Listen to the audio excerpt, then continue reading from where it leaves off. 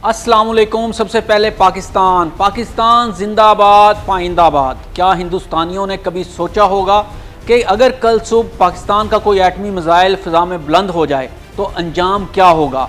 कौन सा शहर पलक झपकते राख बन जाएगा, कौन सा मैदान सहरा बन जाएगा? ये कोई फिल्मी कहानी नहीं, ये हकीकत है। पाकिस्तान वो एटमी ताकत है जिसने आलमी प्रेशर के बावजूद आज तक एटमी हथियारों के इस्तेमाल में नो फर्स्ट यूज़ यानी हम पहल नहीं करेंगे की पॉलिसी को कबूल नहीं किया, जबकि भारत एटमी हथियारों को पहले इस्तेमाल ना करने की बात मान चुका है। लेकिन भारत सिर्फ ज़ुबानी वादे करता है और जब एटमी मिसाइल अपने हदफ की तरफ बढ़ते हैं तो फिर मायदे अखलाकियात सब राख हो जाते हैं। आज हम जानेंगे कि पाकिस्तान के वो कौन से एटमी मिसाइल हैं जो भारत के दिल तक पहुंच सकते हैं और एटमी जंग का वो खौफनाक मंजर कैसा होगा जिसका तस्वर भी रूह को कपकपा देता है।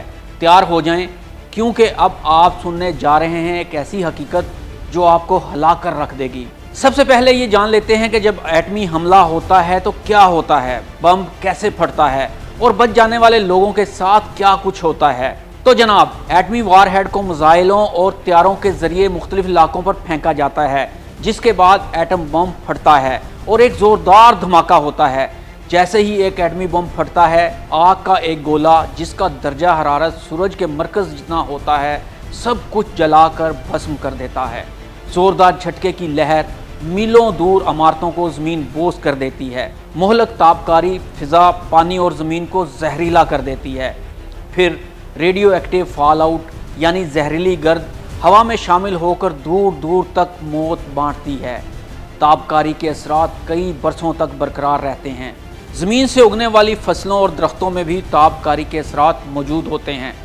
ज़िंदा बच जाने वाले कई बरसों तक ताबकारी के असरात की वजह से माजूर और मफलूज ज़िंदगी गुजारने पर मजबूर होते हैं। अब देखते हैं कि पाकिस्तान अपने दिफा के लिए न्यूक्लियर वारहेड को मुमकिन तौर पर कैसे इस्तेमाल करेगा। यूँ तो पाकिस्तान के पास न्यूक्लियर वारहेड की सलाहियत रखने वाले मिसाइल की एक बहुत बड़ी खेप मौजूद है जो चंद किलोमीटर से लेकर कई सौ किलोमीटर तक भारत के इलाकों को निशाना बना सकती है।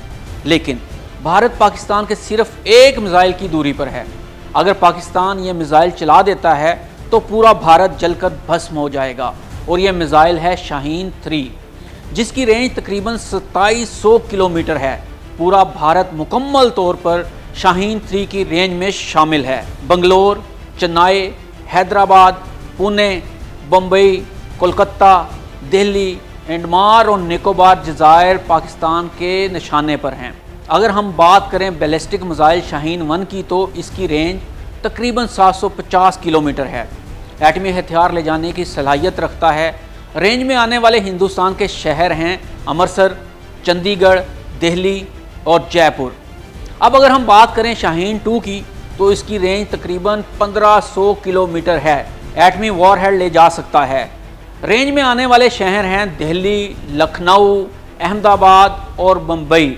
इसके अलावा Gauri missile, Abdali missile, Ghaznavi missile और दीगर बहुत से मिसाइल भी शामिल हैं जो एटमी वारहेड ले जा सकते हैं।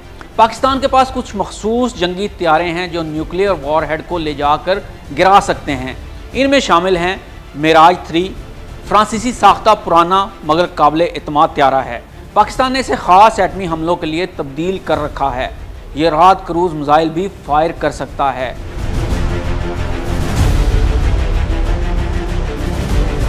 अब बात कर लेते हैं मिराज 5 की।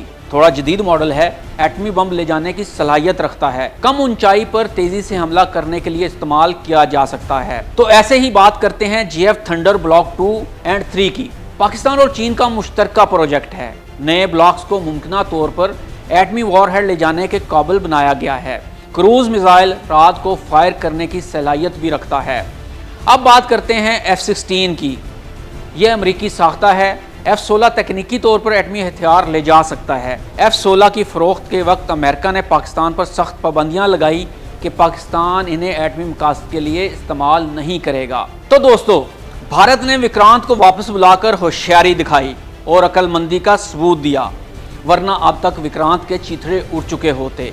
अगर भारत ने पाकिस्तान के वक़ार को चैलेंज करने की गलती की तो पाकिस्तान के एटमी शाहीन आसमान को चीरते हुए भारतीय सरजमीन पर कहर बरसाएंगे।